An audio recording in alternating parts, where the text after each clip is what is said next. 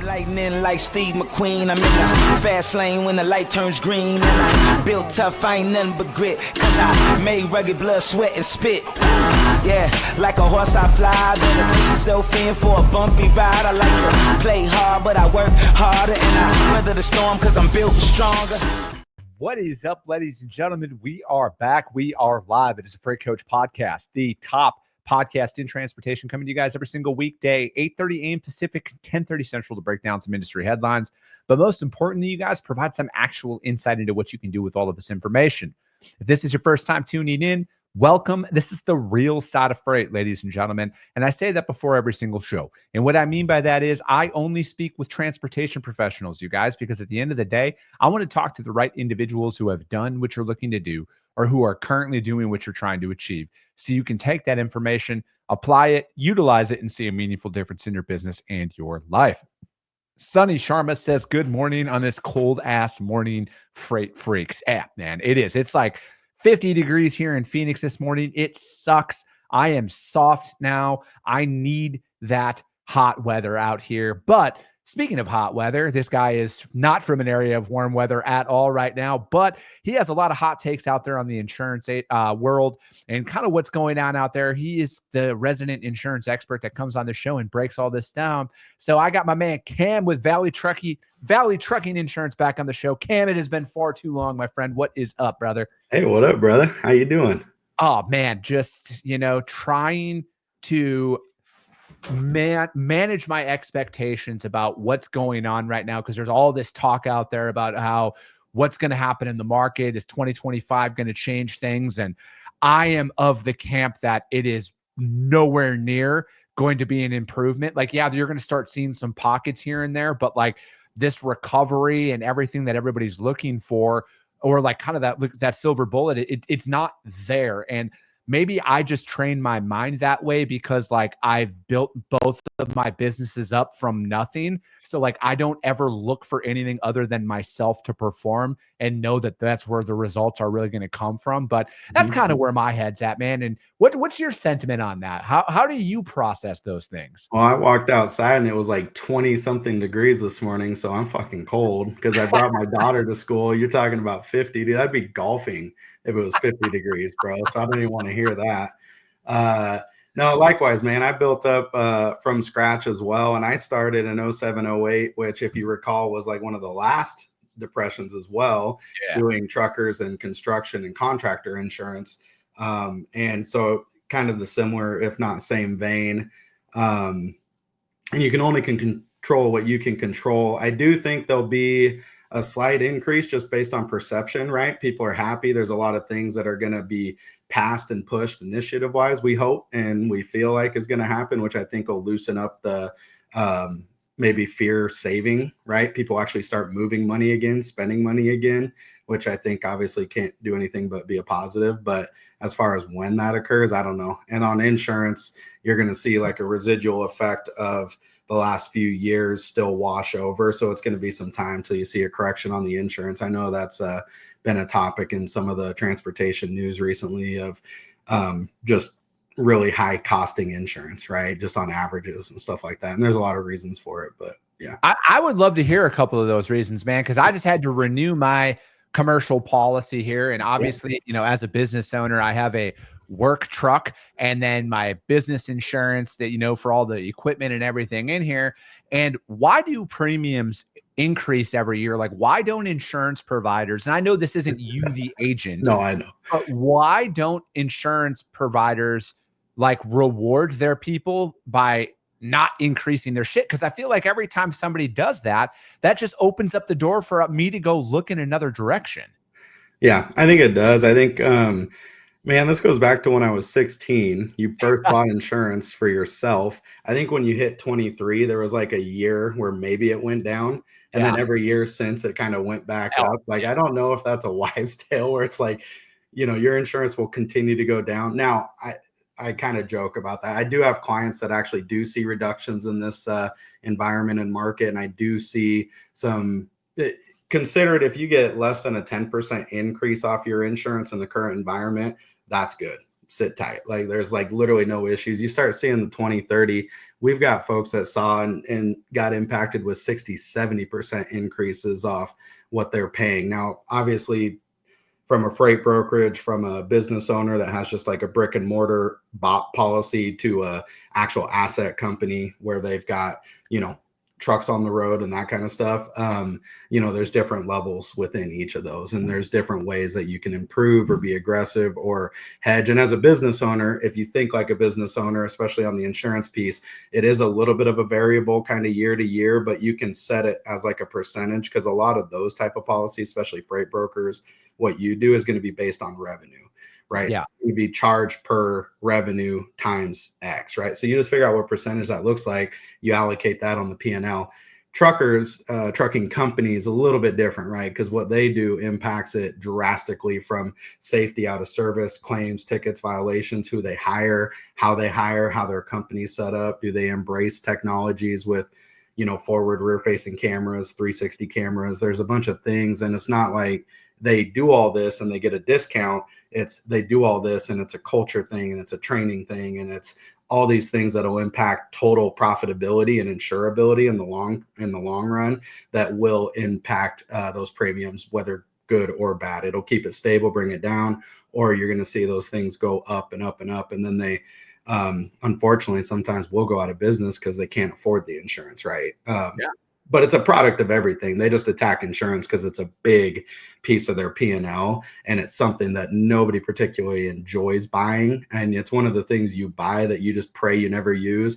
But those that do get it, and it saves them from, potentially bankrupting themselves or losing their business, they value it, right? There's a reason that you should have it. You've talked about this a ton of times. No, absolutely. And I'm not here to say that people need to get rid of their insurance at all. On the contrary to that. But I think like this is just another piece of like, I don't think insurance is a fixed cost at all. I think it's a fucking variable cost. If I'm being honest with you on the P&L, and because it's like, I'm looking at it and, I just did the math. And again, I always like to preface things like I went to public school here, you guys. So, but it was about a 20% increase year over year here is what my policy got hit with. And, that's like an extra $2,000 to my P&L that I have to account for now over the next 12 months. And again, I know that some people might hear that and be like, oh, I wish, but like, I'm a small business, and then you take that out there to the driver community as well. There's so many drivers out there that they have the clean records. They have everything dialed in. And then they're like, why does my shit keep increasing? I don't have claims. I don't have a speeding ticket. I didn't even sneeze at a scale this year. Why is my stuff going up? And because it's like that, I think that, again, all this talk that, is the market going to get better? That doesn't change your premiums right now, because I look at things in the present, the present value. Yeah. What is that going to do? And then how does that change how I approach the next 12 months? Yeah. I think you take the lens out a touch, because like it will improve if the market gets better, the investment rates get better. You'll see, and then traditionally in the past, you'll see a lot more aggressive rates because of profitability for the insurance companies on how they diversify their investments and funds that they handle at a top level. Yep. But I don't know, there's so many things from like reinsurance. So insurance companies buy insurance. When you get world disasters, natural disasters, wars, things that occur with elections, politics, all these different things do affect it, because reinsurance is basically big boys betting and covering the bets, right? They're using their money to insure the actual insurance companies. So when California is on fire every year, Oregon, Washington, are we talking about actual wildfires? Wildfires, yeah. We're going with like not dumpster fire, not dumpster fires, but true fires. Those things, whether you like it or not, do impact it. And they might not directly impact like, hey, per se, like, hey, there's a fire, all of a sudden your rate went up, but it impacts on a global economic scale, and insurance operates globally. These are all just businesses, right? They're connected in. Reinsurance at a top level. Some are small. You'll end up with smaller regional companies, which tend to be pretty good until they experience issues. Then all of a sudden, their rates go significantly up. They quit writing people, or in like the driver market or asset side, they pull out completely, where they had this great price and all of a sudden the insurance company's gone, or they can't cover the claims. Like, where all of a sudden it's like, what's more expensive, having expensive insurance or having no coverage in the event of a claim? Yeah. there No, becomes a fine line there. So dude, absolutely, right? But I think that, this is one of those things where as much as I want to minimize my expenses on my P&L and increase profitability because, that's why I'm in business is, to make money. yep. Um, what is there like what's a strategy some of these drivers can do to work on maybe minimizing the increase, or is there Yeah. any behaviors or something that they can start doing today? Because I'm using this as the time of year where January is probably could be renewal season, and for a lot of providers, or Yep. any month is really depends on when they go in. But like, what are some steps or what are some strategies that fleets, small carriers, owner ops can be looking Yeah. at doing right now to maybe help minimize a potential increase here for 2025? Yeah. So the owner operators really focused on maintenance, vehicle maintenance, proactive approach, like minimizing any out of service or negative inspections. Those things carry so much weight. Like I know people think, hey, it's a brake line or this might not be an issue, but like what's a cause of accidents, right?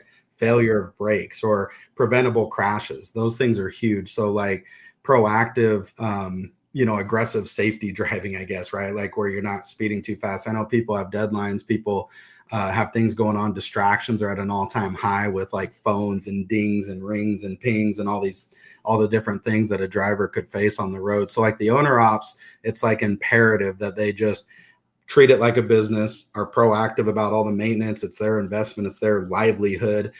Make sure they're, pre-trip, post-trip, like doing everything. Their paperwork is in order, right? With FMCSA, make sure this stuff's all out there. It's like public, right? You can go on FMCSA and see what best practices are. And I'm not going to say they're a joke, but they're really relaxed. Like to be better than what the recommended is really easy.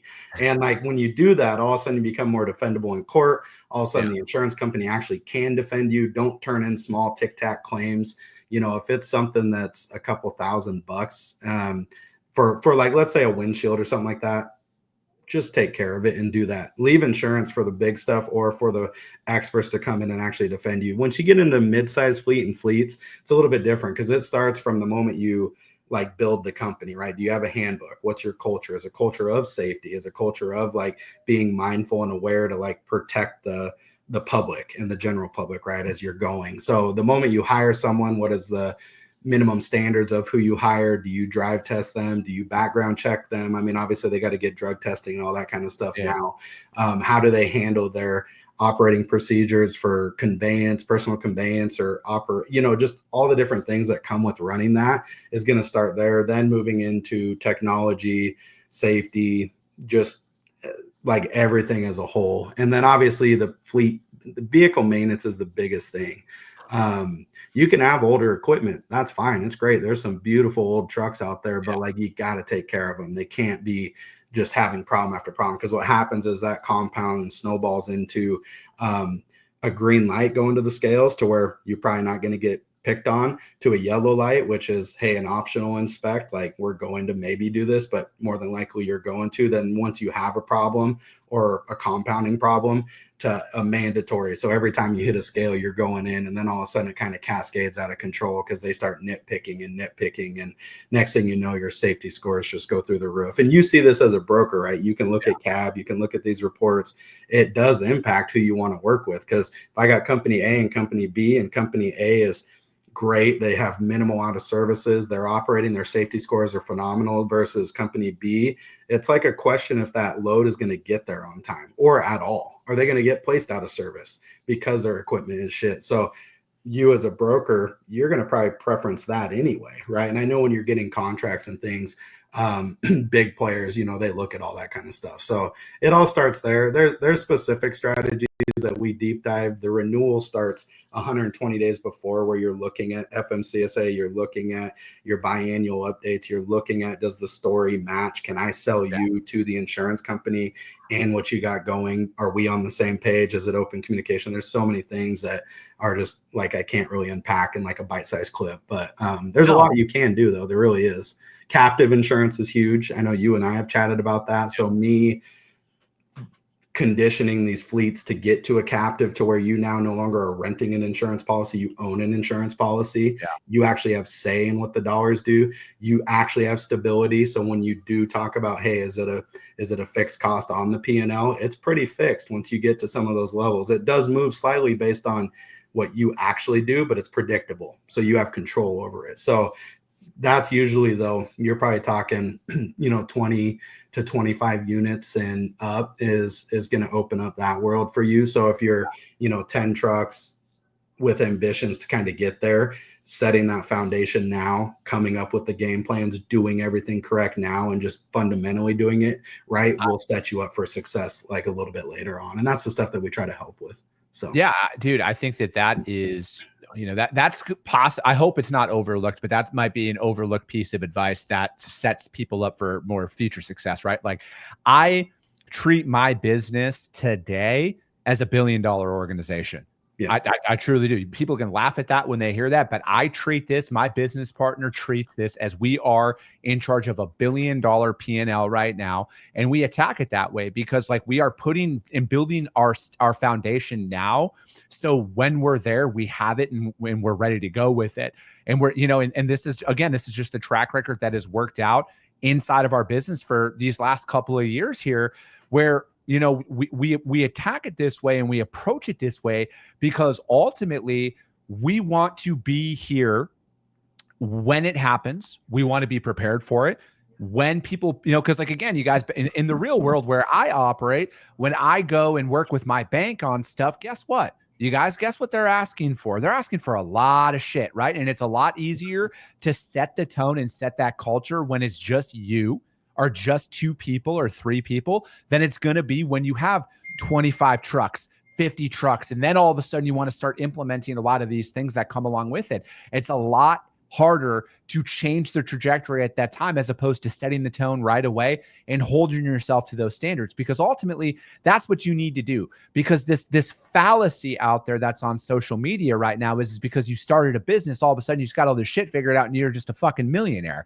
You have to create your own processes. You have to create your own systems, and then you have to operate inside of those systems, and then you have to make changes when those systems ultimately don't work out, because very rarely are you going to choose the right way fucking right away. It's all from trial and error and everything that comes along with it. So what Cam is saying is say you're an owner op right now, or maybe you got 2 trucks or 3 trucks.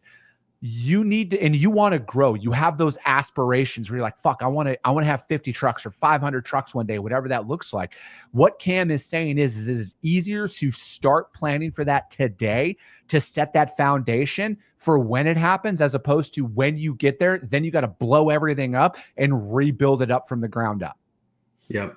And I think that's seeking mentorship. I think it's seeking guidance. I think it's like trusting your professional corner is what I'll call it, with legal advice, right? I don't love attorneys. Nobody loves attorneys, but having a good one on your side is a must. Insurance too. I know that it's kind of been commoditized to where people really think, hey, I can go online, I can click a few buttons. If I unclick this, my price goes down $3,000. I click it, it goes up. Fuck it, unclick it, let's buy it. And then all of a sudden they got the claim and they're like, man, I'm so glad that I saved money on insurance. And then they're like, am I covered? Or they're all of a sudden worried if they're actually covered, and they don't maybe have, let's say, somebody in their corner that is, and I don't want to say expert, but like is knowledgeable, like has a basic understanding of what truckers do on the day-to-day, or freight brokers, or whoever the client is, and what the actual policies may or may not cover, and those possible exposures based on what they actually do. So I think a lot of times, like, we get this a bunch when we're going through kind of initial discovery and trying to understand, what your needs are, whoever's needs would be, is like, we ask like, hey, what are your goals? Like, what are you wanting to do? Where are you wanting to go? How are you doing that? How are you set up? How are you managing the growth? If you do want to go from 1 truck to 5 trucks, that's exponentially more hats that you got to wear if you're not set up to do it properly. And if, let's say, you do it with owner operators or independent contractors, you've got to have a good vetting process, because they're out using your DOT, your business, your reputation's on the line. All that driver has to do, they can just pile something up or mess it all up, walk away, go get another job. They don't care, dude. You're the one with the name on the door. You care. So like, there's all these things that you got to be aware of as you go through it. So like, when we're discovering that, figuring out what they're going to do, we just try to best align a path and like show them, hey, we've got resources, we've got connections. If you need help, or here's some things that we know could be potential pitfalls or that we know are important at these stages, because we've worked with owner ops to large fleets and everything in between, and have taken owner ops to fleets, or whatever their journey looks like. So we know how to navigate from our side. We do stay in our lane. Like, I'm not going to pretend I know tax law or all this other kind of stuff, but I'll send them where they need to go and be like, hey, talk to X, do this, or like, I would think about this. Like, I'm not an attorney, and as your attorney, I advise you to go talk to someone if I was an attorney, but I'm not. So I'm not legal guidance, but I just tell them what we know and our perspective. Like, we truly try to be a partner. That way, come claim time, we're an advocate for the client. Like, we work with all the insurance companies. We have great relationships with the top and the best insurance companies for the transportation market, but we don't work for them. Like, the client is still our client at the end of the day. At the end of the day, my best interest is you staying in business, you having a good game plan, you not having to close your doors because of a claim, or at least being educated to what it is you're buying. So if you choose, hey, I don't want coverage for that, that's cool. I'm going to remind you when you have a claim that we talked about this. And then at that time, you can then decide, okay, I should probably buy that coverage because that sucked.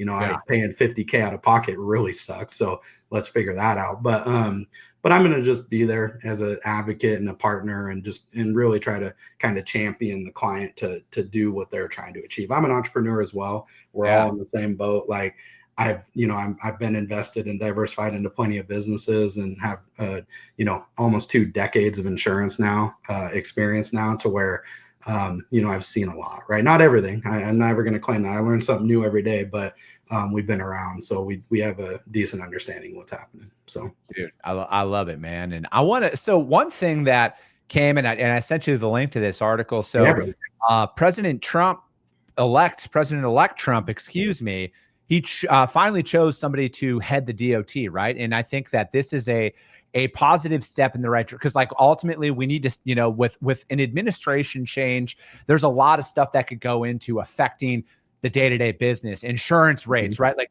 and there's a lot of stuff that, over the last 4 years, people can say, hey, these rates are up in this direction and that direction. And now, once President-elect Trump gets into office, sets his cabinet, they all get nominated. So, one thing I do want to put out there, you guys, just because you see somebody's name does not mean, like, they still have to go in, they still have to secure Senate approval and everything else. So there's still some hurdles to overcome here with this, but I think that it's a positive step in the right direction here. So he chose, this came from ttnews.com. You guys, if you guys want to check this out, it's Trump chooses former Congressman Sean Duffy for DOT chief.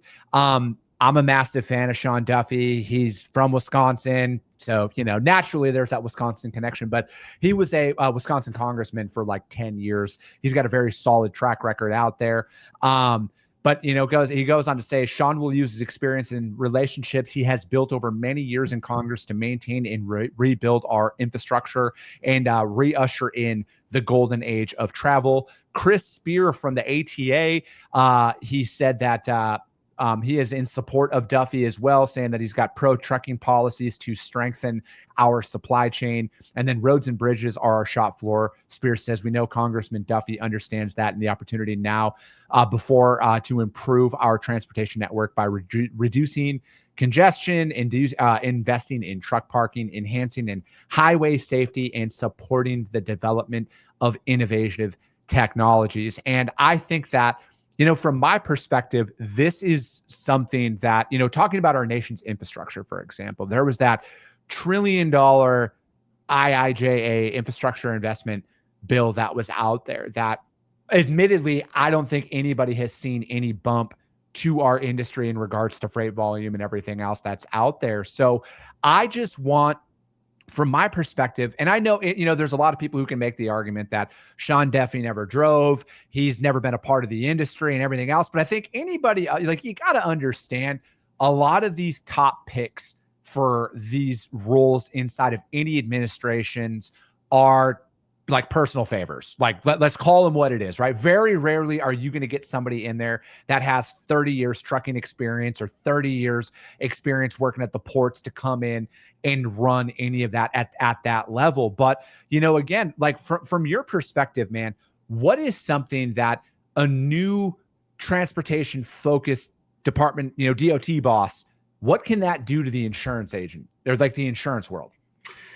I mean, I think first of all, I think it's a positive, and I'm an acquaintance with Chris Spears. So if you want to talk about a bulldog and a champion of the trucking industry, that dude is like the kingpin of that. Like that dude is I awesome. agree. So if he endorses it and he talks about how it's going to be a positive, I take a ton of respect out of that, and I'm going to follow that and say, hey, this is a good thing ultimately, like 100%. And I think if they can get back to the actual investment in infrastructure, as like the article alludes to or mentions, I think it just shows the mindset of the current administration, which I feel like everyone knows anyway what the intent is, to where it's not going to be. You have to be aware of the EV focus and the infrastructure and all that. Like it's a thing. Like it's regardless of what people feel about it. I think it'll be that, but I think it's going to then take and jump into the bridges, which is is comical at this point for like the last time updates have actually occurred. Federal motorways, you start widening some of those things. You then attack, let's say, the parking issues, all the things that are going to just benefit everybody for safer conditions, road conditions and stuff like that. Ultimately, that will help reduce and drive some of that cost, because a product of what we got the last couple of years is pre-COVID, everyone was pretty stable on the trends for speed of driving and usage of the roadways and that kind of stuff. But now that people work from home and they went through COVID and the roads were empty, the average speeds ticked way up. More people came back out after COVID kind of subsided a touch, and like people were back on the roads again, moving again. Well, now everybody working at home. I drove to Costco the other day. Parking lot's full, dude. It's literally the middle of the day. I'm like, does anybody work? Or are they all working from home right now? I don't know what's happening. But like, there's so many more people, so many more four-wheelers on the road, and they're driving fast, or they forgot how to drive. I swear, like you guys don't have snow, but man, get in a place that has snow. You're like, have these people ever driven ever? Dude, I see that all the time, man. I see that. Like we have that down here anytime that the weather is not sunny. It's an absolute nightmare out there. But, I think it's what's going to be interesting to see with an appointment like this to kind of come in, having a track record of actually being in Congress for a long time. And, 10 years is a long time, out there. But like, I think that it's going to be interesting to see. And again, I would have to do a ton more research into him as a individual and everything else. I know that, just based on the fact that he's from Northern Wisconsin, I'm from Northern Wisconsin, he's automatically cool in my book.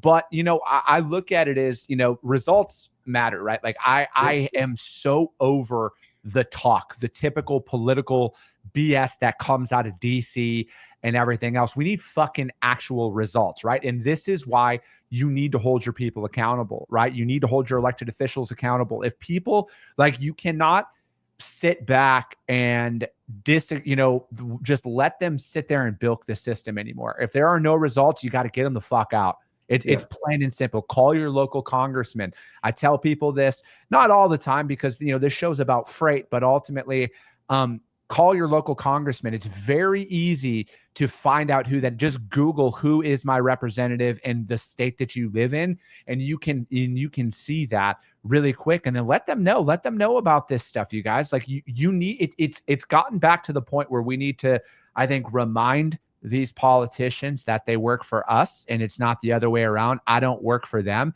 And if we don't like certain things and certain results, we need to do something about it. We need to say something about it. And let's call it what it is. Our infrastructure inside of our country is fucking pathetic. All right. It is pathetic when it boils down to it. Just go to an airport. All right. Go to any airport out there and tell me that it's a good experience. The nicest airport I've been to in the last 12 months, Kansas City. Plain and simple, because it was just built. All right. But the rest of them are fucking atrocious. All right. We got to get a fucking facelift in there, you guys. And we got to get people who are America first in there to help us rebuild a lot of this stuff. But it's going to be interesting to see here with a lot of these appointments on who's going to get approved and everything else and what's going to happen. But frankly, we got to get to work here. We got to make this stuff happen, and we got to get our country back in fucking line with this stuff. But speaking of getting to work, that's it for the show for today, man. That's 30 minutes. And we're back. We're back, ladies and gentlemen. And but Cam, how does anybody reach out to you though, man? How, like, if they got any questions, anybody who's listening to this show, if they're like, dude, I just have a question about my policy. You might not be my agent. how do they reach out to you to find out more? I think they usually call you and then you forward them to me via That- cell phone that's is about how that works Yeah. typically. But honestly, LinkedIn's good. Email will be fine. So Cameron, Cameron at valleytruckinginsurance.com is a great way. You know what I'm going to end up doing too? I'm going to actually just put the Freight Coach link on my website so that people could go there. I'll put some experience stuff on there and what they're interested in finding out about. So that way we can just have a link that directly will correlate from your show onto us. So I'll work on that too. Perfect. I love it, man. And that's going to be it for today, ladies and gentlemen. We're going to be talking tariffs tomorrow because tariffs are all over the news right now. And I'm going to have somebody come on who is going to talk about that at a way more in-depth level than I'm able to. But that will be it for today, you guys. As always, if you guys got value in what you heard, subscribe to the show, you guys. Share it out there to your network, because if you see value, your network's going to see value as well. I appreciate you guys. I love you guys. And we'll be talking to you soon. Let's go. Let's go. And